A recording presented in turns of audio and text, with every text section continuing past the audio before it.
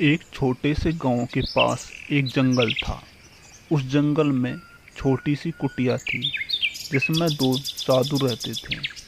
उन दोनों साधुओं के पास एक चमत्कारी शक्ति थी। वह दोनों पानी के ऊपर चल सकते थे।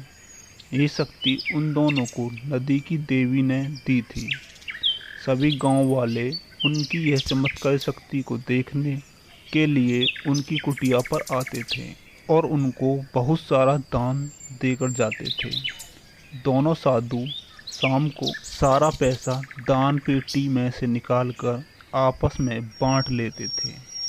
उन दोनों साधुओं के पास बहुत से लोग उस शक्ति को पाने के लिए आते थे। दोनों साधु उन लोगों से बहुत सारा धन के साथ साथ बहुत सामान ले लेते थे और उन लोगों से बोल देते थे कि नदी की देवी तुम्हें प्रसन्न होकर दर्शन देगी, तो तुम उनसे कोई भी शक्ति मांग लेना।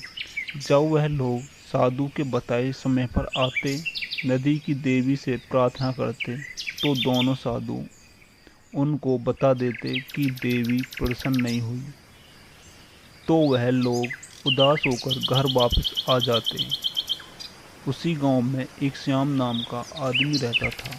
एक दिन जब साधु अपने पैसे गिन रहे थे तो श्याम उनकी कुटिया के पास जाता है।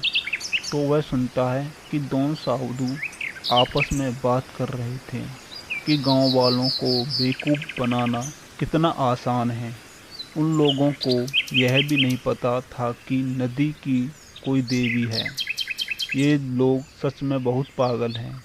ये सारी बात श्याम सुन लेता है और उनका झूठ गांव वालों के सामने लाने की सोचता है। अगले दिन जब सारे गांव वाले साधुओं का चमत्कार देखने के लिए आते हैं, तो श्याम बोलता है कि अगर आप दोनों के पास सच में कोई शक्ति है तो आप पास वाले तालाब में चलकर दिखाओ। उन सभी लोगों में से एक आदमी बोलता है कि क्या तुम पागल हो गए हो? तुम बाबा जी की शक्तियों पर शक कर रहे हो? तो श्याम बोलता है कि अगर इनके पास सच में शक्ति है तो किसी भी तालाब के ऊपर चल सकते हैं। तो वह आदमी बोलता है कि बाबा जी तुम इसका मुंह बंद कर दो, उस तालाब पर चलकर इन सबको दिखा दो। सब लोग उन दोनों साधुओं को जबरदस्ती दूसरे तालाब पर ले आते हैं। जैसे ही वह दोनों उस तालाब पर ऊपर चलते हैं तो वह पानी में गिर जाते हैं। तो श्याम बोलता है इनके पास कोई शक्ति नहीं है। इन दोनों ने नदी के नीचे पत्थर बिछा रखे हैं जिसके सहारे ये उस तालाब पर चलते हैं। उन दोनों की सारी पोल खुल जाती है।